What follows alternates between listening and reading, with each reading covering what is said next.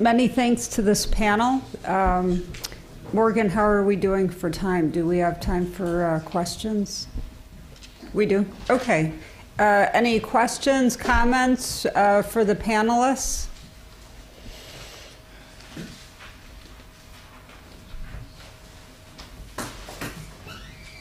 Here comes Mary Jane.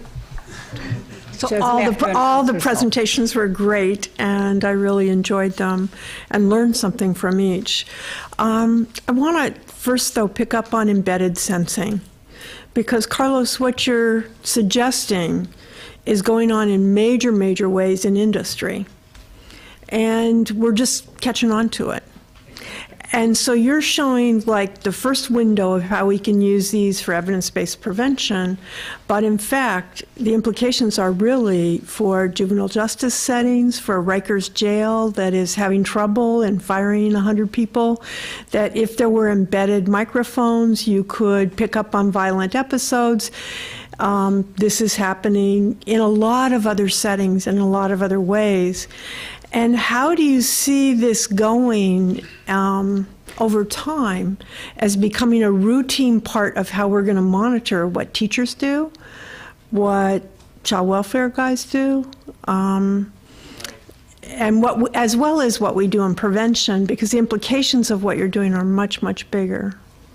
Yes, this is much of an area that it's been developing quite a lot. So, for instance, linguistic forensics have been identifying for what can be presented in court evidence as the recognition that this person really spoke in this conversation and they accepting blame for something.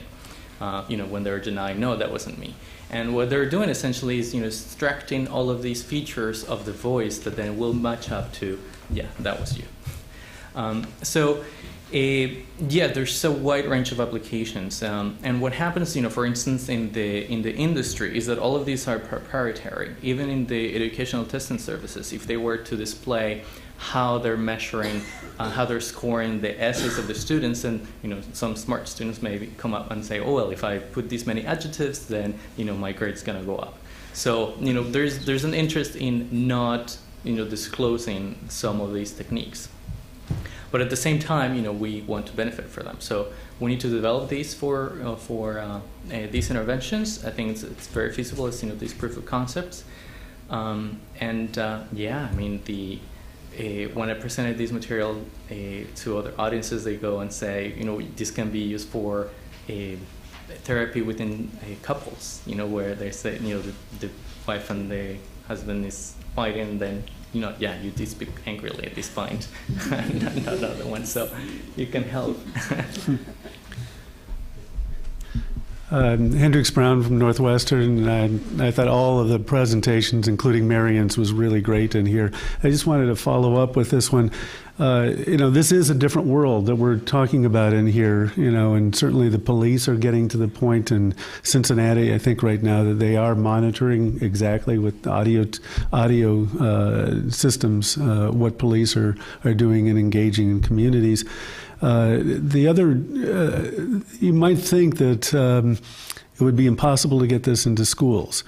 But several years ago, many of the researchers were trying to get videotapes in schools and were being blown out. The school, the unions were not allowing them to come in. That's all changed in many settings because the teachers, in order to get a new job, have to show a videotape.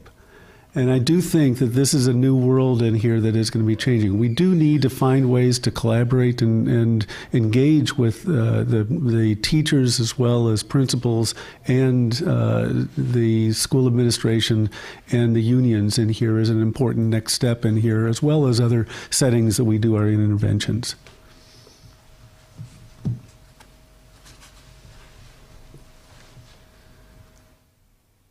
Good point. I agree. Kimberly Hogewood, I'm with NYU. I have a question. I think it's mostly for you, Lisa, but probably it applies beyond that too. The issues around the implementation process that you described so well, largely the measurement and the way in which we as a field have been thinking about that is at the level of the providers, the patients, the people on the ground who are making those decisions, which is really important. And I think this looking for some universal elements is really, really cool and important. But for implementation, there's also higher levels at which decisions are made and at which these processes of implementation often start. So state commissioners make decisions, healthcare executives make decisions, and so there's a level above that. And I wonder how you are thinking about the stages of implementation when you go up the ladder, so to speak. Yeah, no, that's a very good question, and something that we have a lot of experience with the group that I work with. And in fact, one of the things that we're hoping that the SIC will allow us to do is to actually provide some data. I am saying data-driven now, but some data-driven evidence when we engage in those conversations with high-level system leaders who oftentimes will mandate agencies or organizations on a particular timeline that might be based off of a fiscal cycle or off of a particular funding stream in which they are trying to, map that timeline that they have proposed. But in fact, by doing so, they would be doing the agencies a disservice and doing their system a disservice. And so that is the type of dialogue that we would like to start engaging in. And I just mentioned very briefly this interactive website that we're in the process of developing with some additional funding from NIH. And what we're hoping that that's going to be able to do is really provide a concrete pictorial way of showing these high-level system leaders the value in really respecting each of the key elements of the implementation process and how it would be a hindrance to them and to their budgets if they were to maybe decide to go a different route. And so that's how we've been thinking about it thus far, but I'm hoping that this is going to evolve and that we'll continue to come up with new ideas and welcome ideas from other folks on how that might be useful.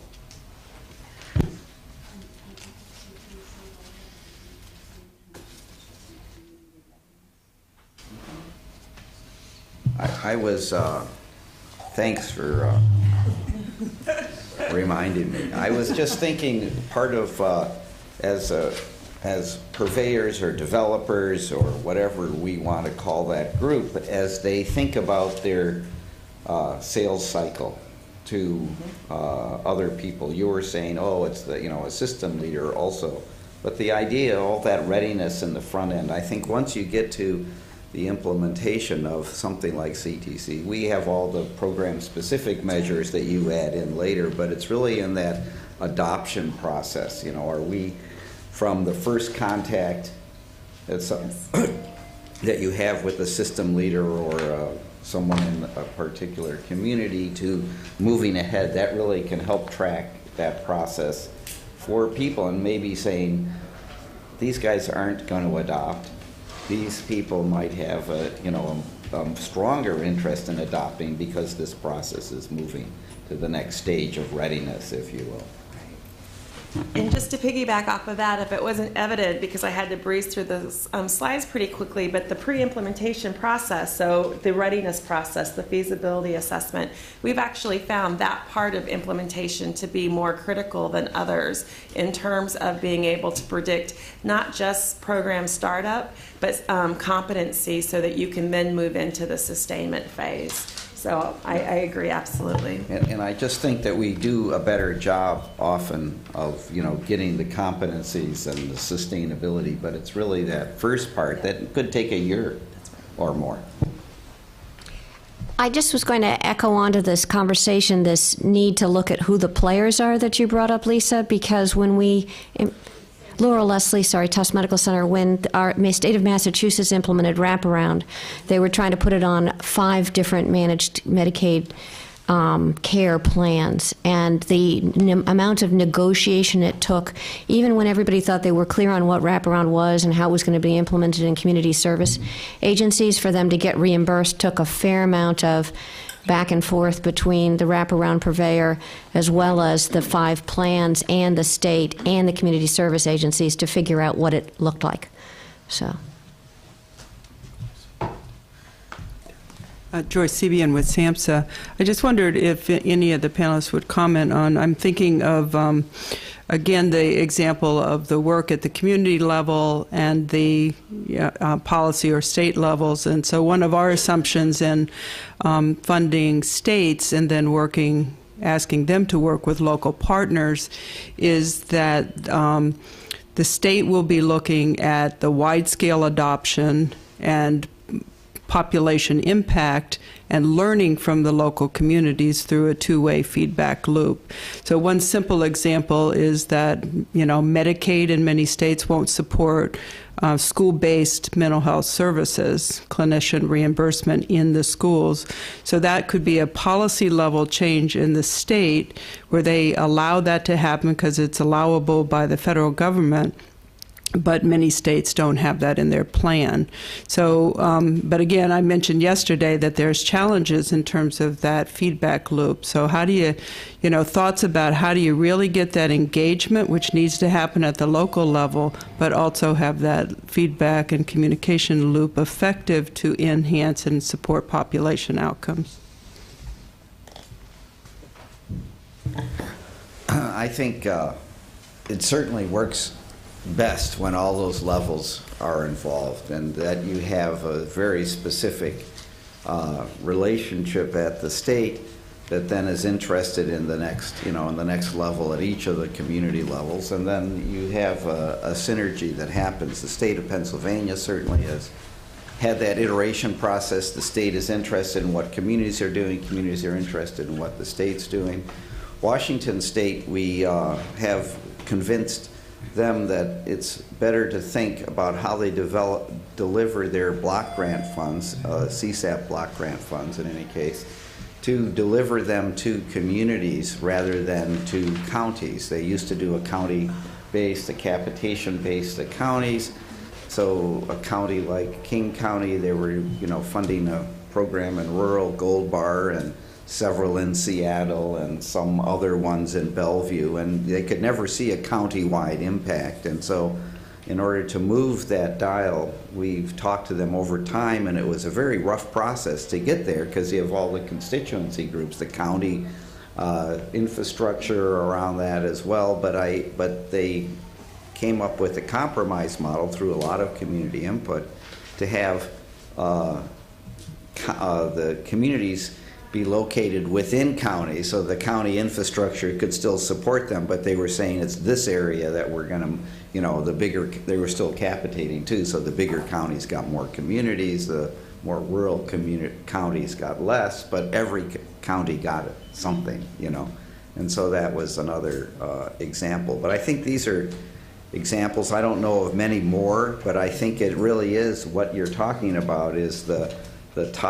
kind of two-way communication, two-way feedback loop that could happen then, and it demonstrates that the state's successful, but it also the community is successful. I really think you can't leave the community out, and often they're the ones that get the states to move as well. So, I mean, in some places, we've gone just directly to communities and used the community advocates to get the state involved. So you need involvement at all levels. Yes. I think that, to have the best system that's statewide, I mean, right. If you're satisfied with New York City, you don't need the rest of the state. Right. But. Right. And just one more final comment about that is, again, sort of what I was alluding to is that once you reach that sustainment phase, all of those levels of agents need to be involved for sustainability within a community. And if we go back to Marion's full transfer model, that really does at that point become something that's owned by the community. But policymakers are a part of that community. And I think that we have to have this ongoing dialogue and feedback loop. We can't say because a policy is in place, we're done now. It's now providing some feedback of now that the policy is in place, what effect does that have on the community? Do we still need to continue modifications as the community need changes and grows? And I think all of that is part of the implementation process. Well, let's give a round of applause for this panel. Thank you very much.